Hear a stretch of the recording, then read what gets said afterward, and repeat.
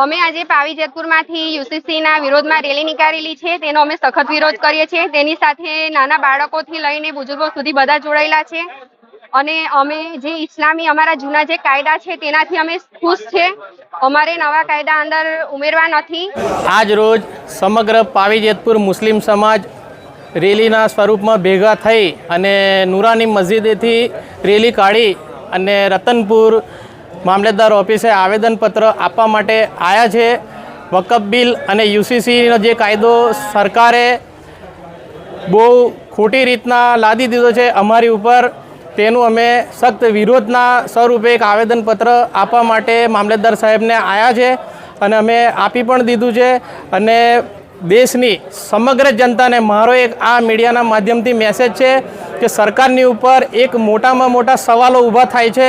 એના માટે લોકોને ગુમરાહ કરવા માટે અને બીજા માર્ગે દોરવા માટે, એમનો મગજ ડાયવર્ટ કરવા માટે આ લોકો હાલની જે મોજૂદા સરકાર છે તે અમુક આવા યુટર્નો લઈ આવે છે કે લોકો મોટા મોટા એમની ઉપર આક્ષેપો થઈ રહેલા છે, એને હટાવવા માટે, એને ભૂલાવવા માટે, આ લોકોને મગજ ડાયવર્ટ કરવા માટે એક ષડયંત્ર રચી રહી છે એવું મને લાગી રહ્યું છે।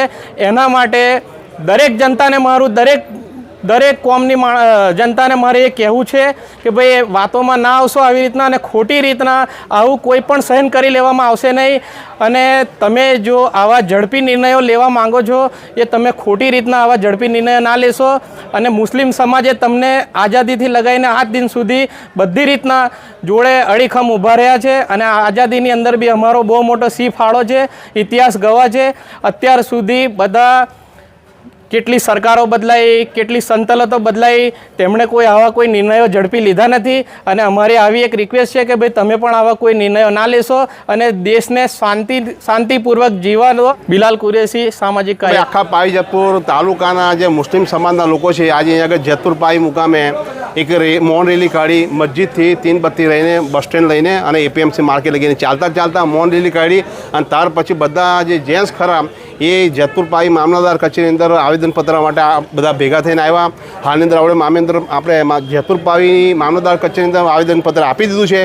એની અંદર આપણી માંગણી એક છે કે હાલની અંદર જે કેન્દ્ર સરકાર છે એ કેન્દ્ર સરકારે વકફ બિલ એમેન્ડની અંદર સુધારો કર્યો અને એ બિલ પાસ કરી દીધું છે। હવે એ બિલ જે પાસ કર્યું છે એમાંથી કોઈ બી પબ્લિકને ફાયદો થવાનો નથી, પરંતુ એક વસ્તુ બી સરાસર બધાને નુકસાન થવાનું છે। એટલે એના માટે આપણે વિરોધ કરી રહ્યા છે, કારણ કે જો એ આવશે તો એનાથી ફાયદો થવાનો નથી સરકારને ફાયદો થવાનો નથી, આમ પબ્લિકને ફાયદો નથી, કોઈ ગરીબ પબ્લિકને ફાયદો થવાનો। અને એટલે એનો આપણે વિરોધ કરી રહ્યા છે। ત્યાર પછી હાલની અંદર કંઈ ભાઈ કેન્દ્ર સરકાર યુસીસી બિલ લાવવાનો પ્રયત્ન કરી રહી છે અને યુસીસી બિલ માટે લાવવા માટે તમામ પ્રયત્નો કરી રહ્યા છે।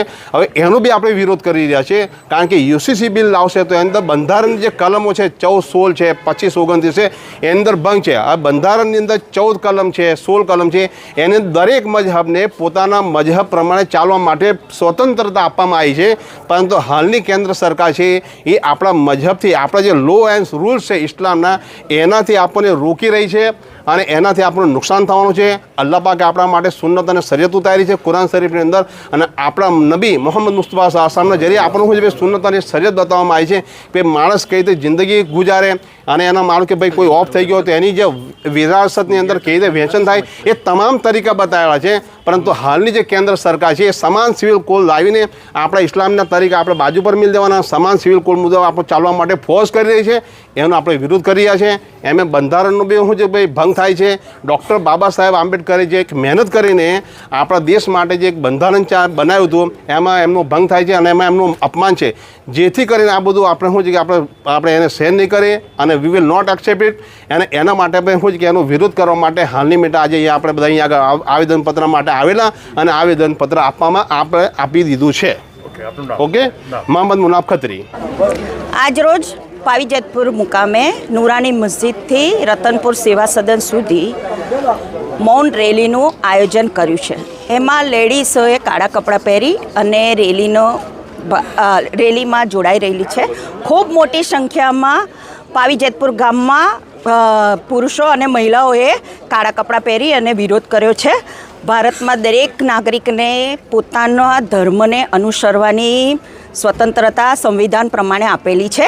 એ સંવિધાન પ્રમાણે અમુક ભાજપના નેતાઓ આ હક મુસ્લિમોનો છીનવી રહ્યા છે એના માટનો એ સ્વતંત્રતાના હકને લીધે આજે મોટી સંખ્યામાં લોકો રસ્તા પર નીકળે છે અને વિરોધ નોંધાવી રહ્યા છે. યુસીસી અને વકફ બિલના કાયદા પ્રમાણે મુસ્લિમોના હકોનું હનન થઈ રહ્યું છે અને એ કાયદાના વિરોધમાં આજે ખૂબ મોટી સંખ્યામાં લોકો રસ્તા પર ઉતરી અને વિરોધ નોંધાવી રહ્યા છે. યુસીસીના કાયદા પ્રમાણે કાયદો ઘણો મુશ્કેલ ભરેલો છે અને એ કાયદાનો વિરોધ કરવા માટે આજે અમે રસ્તા પર આવીને વિરોધ નોંધાવી રહ્યા છે. ભાજપના લોકો અમુક ધર્મના લોકોને ટાર્ગેટ કરી અને આ યુસીસી અને વકફ બોર્ડનો કાયદો લાવી રહ્યા છે.